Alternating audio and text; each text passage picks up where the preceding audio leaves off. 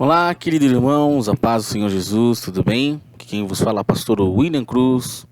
Estamos aqui no canal PRB William Cruz, direto no YouTube. E hoje nós vamos tecer alguns comentários a respeito de Êxodo capítulo 32. Um tema um tanto quanto bem delicado, né? Veremos aqui no capítulo 32, que diz assim, versículo 1. Quando o povo de Israel percebeu que Moisés tardava muito a voltar do alto do monte, juntou-se ao redor de Arão e exigiu: Vamos, faze-o deuses que vão à nossa frente, porque a Moisés, esse homem que nos fez subir do Egito, nós não sabemos o que lhe aconteceu. Arão consentiu e orientou-os: Tirai os brincos dos ouros de vossas mulheres, de vossos filhos e filhas, e trazemos. Versículo 3. Então todo o povo tirou das orelhas os seus brincos e entregaram a Arão. Este, recebendo-os das suas mãos, os fez fundir em um molde, fabricou com esse ouro derretido uma estátua em forma de bezerro. Então o povo exclamou: Esta é a figura dos nossos deuses, ó Israel, que vos tiraram da terra do Egito. 5. Diante dessa manifestação do povo, Arão construiu um altar diante do bezerro de ouro e fez essa proclamação: Amanhã será um dia de festa dedicada ao Senhor. Versículo 6. No dia seguinte, todo o povo se levantou bem cedo, ofereceram holocaustos e trouxeram sacrifícios de comunhão. Todas as pessoas assentaram-se para comer e beber, e mais tarde levantaram-se para se divertir. E versículo 7. Então o Senhor avisou a Moisés: Vai, desce depressa, porque o teu povo, que ajudaste a subir da terra do Egito, se perverteu. 8. Com muita facilidade e rapidez desviaram-se do caminho que eu lhes havia ordenado. Fizeram para si um bezerro de ouro, fundido em ouro, e estão lhe adorando sacrifícios e louvores, e estão proclamando: Este é teu Deus, ó Israel, que fez subir do Egito. Então o Senhor disse a Moisés: Tenha observado este povo, eis que é um povo de dura cerviz, teimoso. 10. Agora, portanto, deixa-me para que se inflame contra ele a minha ira e eu os consuma. Todavia mais tarde farei de ti uma grande nação. Pois bem, queridos, nós estamos vendo aqui um texto tanto delicado, né, tão assim, que nos deixa perplexos. O povo estava cativo no Egito há 430 anos e o povo começa a clamar, né? Todos nós já sabemos a história. Você está acompanhando o canal PRB William Cruz, você sabe da história que nós estamos sempre comentando a respeito, né? É base de nossas lições. E nós vemos que o povo estava cativo durante 430 anos. E esse povo clamou a Deus para que os libertassem. O que acontece? Esse povo é liberto e Deus levanta Moisés e seu irmão Arão para promover a libertação do povo. E esse povo é liberto da escravidão do Egito com mão forte, com a mão poderosa de Deus. E Deus usou Moisés, usou Arão para que eles fossem diante de Faraó e falassem assim: Deixa meu povo ir, meu povo quer ir adorar ali no deserto, né? Só que Faraó não permitiu que esse povo fosse adorar, porque o Faraó ia perder ali a grande força, né, motriz ali da construção do Egito, né? Ia perder todos os seus trabalhadores, todos os seus escravos. Deus mandou as pragas, as 10 pragas. A última praga foi a morte dos primogênitos, né? É importante dizer que, em retaliação aqui, o faraó fez lá no começo, na época de Moisés, né? Então, na verdade, quando alguém ou inimigo mexe com um dos filhos de Deus, ele sempre vai ser retalhado, não ao contrário, como muitos pregam por aí. Isso que a gente vê pela palavra de Deus. E aí o que acontece? Algo trágico. Esse povo, ele vê muitos sinais. Esse povo, ele vê maravilhas acontecendo, as 10 pragas, vê o mar se abrir, vê colunas de fogo, vê nuvem ali protegendo-os do sol escaldante do deserto. Mas mesmo assim, este povo, vendo sinais, vendo maravilhas, ele não consegue crer no Senhor. Ele não consegue crer em Deus. Nós podemos inferir que esse povo está aivado da cultura egípcia. O povo, ele sai do Egito, mas o Egito não sai deles. Esse é um primeiro ponto. Mas o mais gritante, o mais apavorante, bizarro, se é que podemos dizer assim, é quando esse povo chega em determinado momento em que Moisés, já estavam livres já da mão do faraó, e Moisés sobe ao monte para falar com Deus e Deus entregar as tábuas da lei para eles. Moisés demora um pouco ali naquele monte. E o povo, ele se perverte. Como nós vimos aqui no texto, Deus fala assim, esse povo se perverteu rápido demais. Com muita facilidade ele se perverteu. E aí chega a questão de falar para Arão, assim, Arão, Moisés, esse cara aí sumiu. E aí faz para nós outros deuses. Então veja, em primeiro lugar, nós como seres humanos, quando nós estudamos a antropologia, nós estudamos a psicologia, o ser humano sempre tem uma necessidade de adorar algo, de sempre ter algo ou alguma coisa, algum objeto de adoração. Quando nós vemos os indígenas adoram até o sol, a lua, as estrelas, porque há necessidade dentro da gente de adorar alguém ou algo. Só que o correto é adorar a Deus, assim como diz a palavra de Deus. Só há um Senhor, só há um Deus, só há um único mediador entre Deus e os homens, a saber, Jesus Cristo, homem. Só há um Criador do universo. Nós podemos falar aqui a questão do livre-arbítrio. Então, Deus, ele permite que as pessoas escolham, façam suas escolhas. Lá em Romanos capítulo 1, nós vemos que as pessoas pegaram o que era a imagem, de mais santo e transformaram em imagens de pedras, de bois, de animais, e fizeram deuses para si.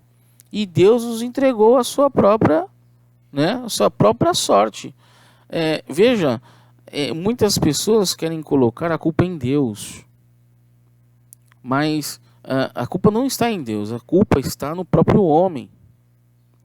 Infelizmente, nós somos solidários, Infelizmente aconteceu o que aconteceu, e nós somos solidários, sim, às pessoas lá do Rio Grande do Sul, mas o que acontece?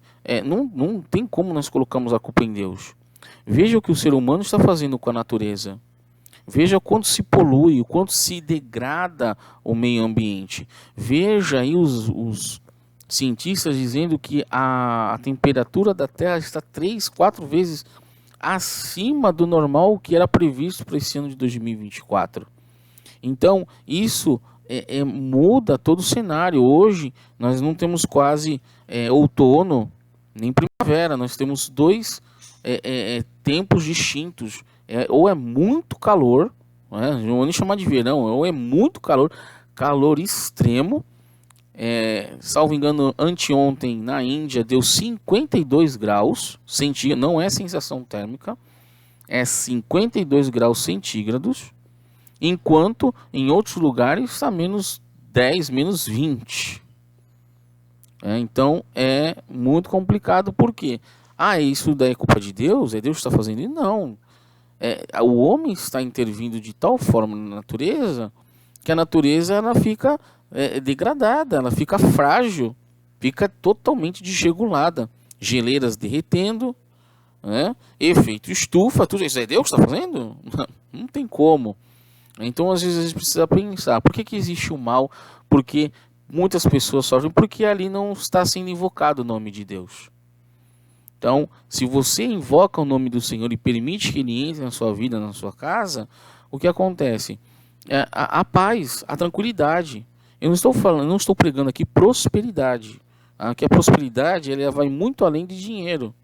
Você pode ser próspero e morar na favela, morar em palafita, mas você tem saúde, você tem força para trabalhar, você tem alegria, né? Não te falta comida, não te falta pão na mesa.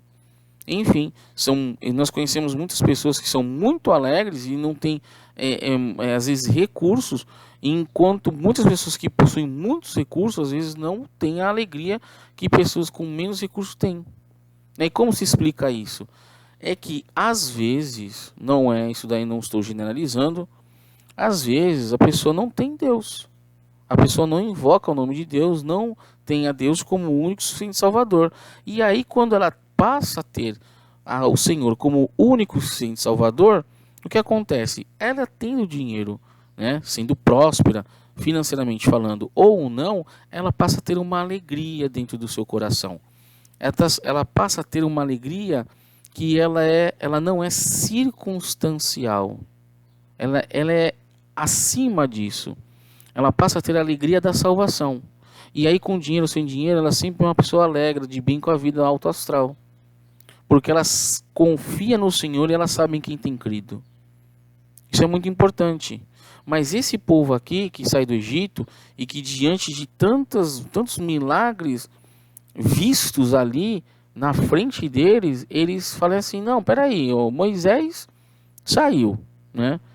Não está mais aqui. Arão, como um líder que não de muito pulso, isso é importante, né? A gente pode destacar aqui, ele cede, alguns teólogos dizem que ele ainda dá uma enrolada assim, pedindo os brincos e tudo, mas acho que é o ouro que estava na mão do povo, era brincos, era colares, que o povo do Egito deu, para aquele povo ir embora, leva aqui tudo, pode ir embora. E aí ele mesmo faz um bezerro de ouro, levanta um altar e amanhã vai ter festa. Então você veja a que ponto chega. É importante dizer que o nosso referencial é Cristo. Nós temos que imitar a Cristo. Sim, temos pastores, né, temos líderes, mas, irmãos, nosso referencial sempre será Cristo. É muito trágico, muitas vezes, as pessoas seguirem homens e dizer assim, olha, eu só volto para a igreja se aquele pastor retornar à igreja. O homem falha e às vezes o homem cai. Ele pode cair, ele pode tropeçar. E por que os homens tropeçam? Justamente para mostrar para mim e para você que o único perfeito é Deus. O único perfeito é Jesus Cristo. Então veja aqui, Arão tropeçou e feio. Ele faz um bezerro de ouro e o povo, a pedido do povo. Nem sempre o líder ele deve fazer aquilo que o povo está pedindo. Outra coisa, irmãos, um líder como Moisés, ele teria que ter o quê? Um líder, um co-líder com ele forte, né?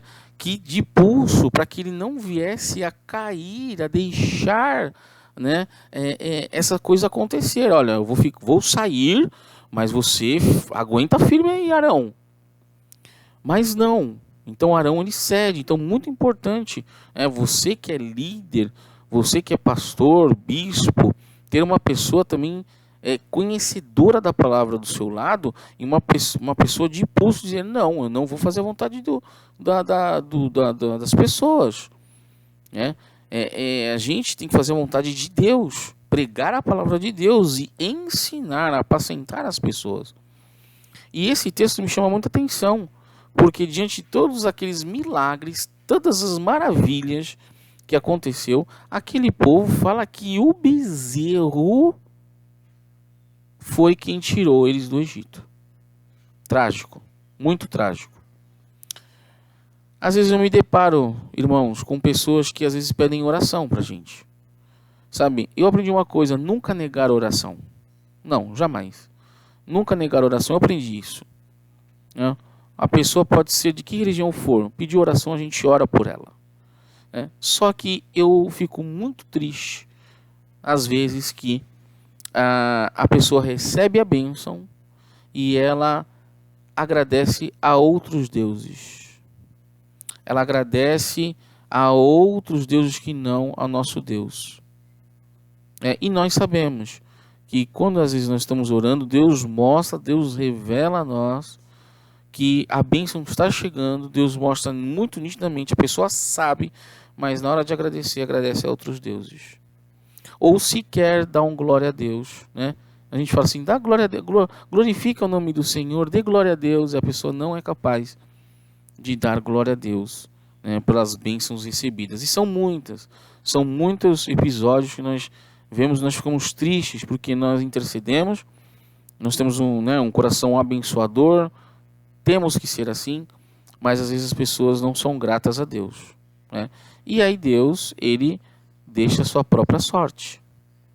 Deus, ele fala assim, bom, a pessoa não quer nada comigo, tampouco quererei algo com ela. Então nós estamos aqui. Chega um momento que Deus fala assim, olha, Moisés desce, porque o povo se perverteu rápido demais. E hoje, muitas vezes, o panorama da igreja é um panorama pervertido, averso ou marginal à palavra de Deus. E às vezes, meu querido irmão, minha querida irmã, você não é obrigado a saber disso, porque às vezes não há um estudo direcionado, por exemplo, como apologética. Você veja que 2/3 do Novo Testamento, especialmente as cartas de Paulo, é um conteúdo apologético, em defesa da fé, em defesa de falsos ensinamentos que estão acontecendo ali, ou até mesmo de costumes que estão sendo colocados de forma errada pelas pessoas da própria igreja. Exemplo, a igreja de Corinto, a igreja de Tessalônica, a igreja de Colosso, influenciada pelo gnosticismo. E Paulo chega e fala assim, não, olha gente, a palavra de Deus diz assim, assim, assim, assim. Como já temos aí vídeo no canal também dizendo.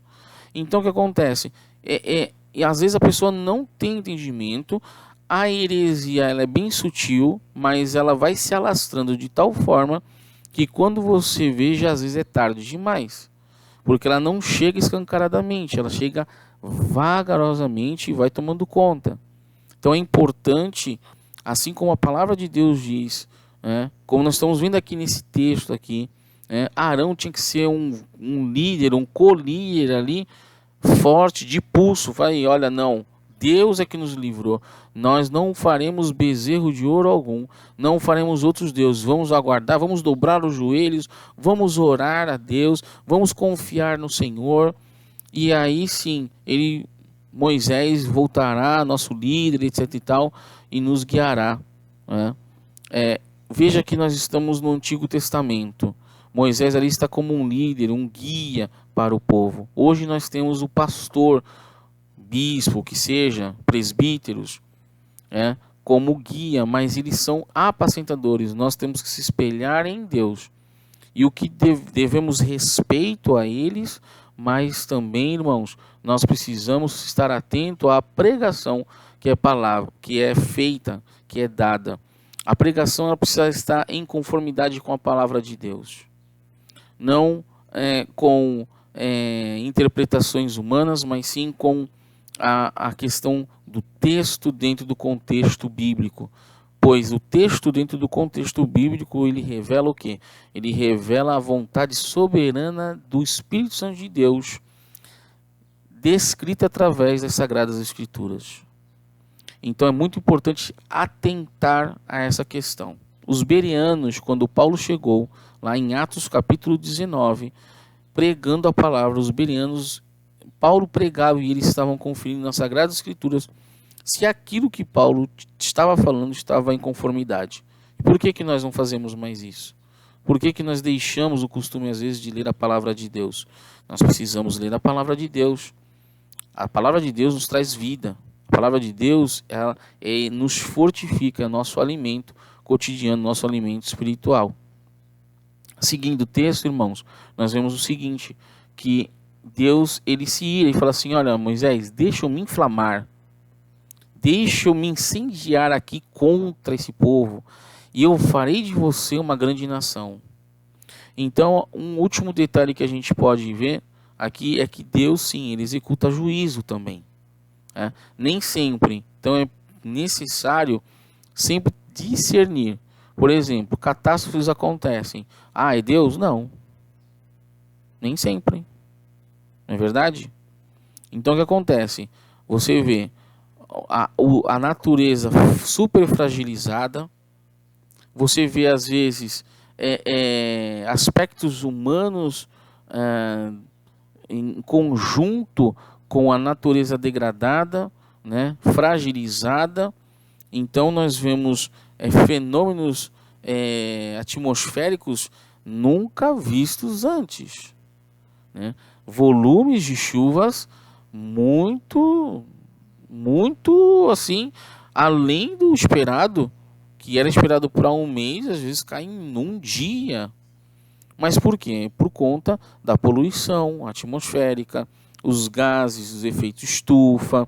Desde muito tempo, era pequeno, na década de 80, a gente falava-se muito do CFC, clorofluorcarbono, que era lançado na atmosfera, o buraco na atmosfera já estava o tamanho lá do Ártico, estava lá em cima lá das geleiras. Nossa, quantas vezes nós ouvimos isso? E o que está sendo tomado de providência? Agora que está vindo essa questão dos carros elétricos, muitos falam que não vão vingar, outros falam que vão, só dá para andar nas cidades, não dá para viajar, outros não dá para viajar, enfim, pequenas viagens, então, onde vai carregar o carro, demora muito para carregar, e colocar combustível é muito mais rápido, etc e tal, mas eu acho muito engraçado, irmãos, que ninguém fala do álcool, o mais conhecido, etanol. O etanol é algo muito importante, e nós como cristãos é muito interessante porque nós precisamos cuidar daquilo que Deus fez. Deus não está na natureza, aí como você pode ver aqui no fundo, as árvores, as plantas frutíferas. Ali você tem atrás de mim você tem uma ameixeira, por exemplo. Então o que acontece? Deus fez, Deus não está ali na ameixeira, mas Deus fez a natureza e nós precisamos preservar a natureza. Isso também faz parte de uma vida cristã que agrada ao Senhor. E veja aqui, irmãos, para finalizar, Deus fala assim, vou me inflamar contra esse povo e destruir e desfazer ele de Moisés, depois de ti farei uma grande nação. Então nós amamos um Deus de amor, um Deus de paz, um Deus de graça, e não um Deus que se chama fogo consumidor. Tome muito cuidado com isso. Existem louvores que falam a Deus, fogo consumidor. Tome cuidado. Nós, quando estivermos diante de Deus, nós estaremos diante do nosso Salvador. Muitos estarão diante do juiz. E aí receberão sua sentença.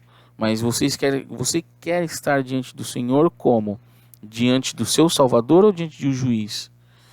Você quer estar diante de Deus, diante do seu Salvador ou diante daquele que está encolerizado e vai descer fogo contra você, porque você não segue a vontade de Deus, você está buscando outros deuses, enfim, está vivendo averso à palavra de Deus. Então é um alerta muito importante, é um texto bizarro até, podemos dizer, que as pessoas diante de tantos sinais, irmãos, diante de tantos sinais, mas hoje eu vejo, eu entendo isso, porque muitas vezes pessoas pedem bênçãos, pedem orações, recebem as bênçãos, mas agradecem a outros deuses. Isso é triste, isso é lamentável. Infelizmente, diante de tão grandeza, diante de tão maravilhosa graça de Deus, o planeta Terra, vocês começam a estudar a astronomia, Você vê as estrelas, você vê a posição dos planetas, você vê aí os mares, o regime das marés, a Lua como uma grande faxineira, né? Influenciando as marés, fascinando o, o planeta, assim como nós também dormimos à noite, né? E o próprio corpo puxa a toxicidade que está nas pernas para próximo dos rins, para os rins fazerem a filtração do sangue e deixar o seu sangue limpinho de manhã cedo. Olha, é tremendo. Você vê muita semelhança entre o que acontece na natureza e o que acontece no nosso corpo humano. Isso denota que nós fomos criados por Deus, o planeta Terra foi criado por Deus, né? Todas as coisas foram criadas por Deus e refletem a glória do Senhor. Que Deus abençoe a sua vida, fique na paz nesse dia, que você sempre tenha a convicção e a confiança de adorar a um Deus vivo e verdadeiro que se chama Jesus Cristo. Amém? Que Deus abençoe sua vida, fica na paz, até mais, bye bye.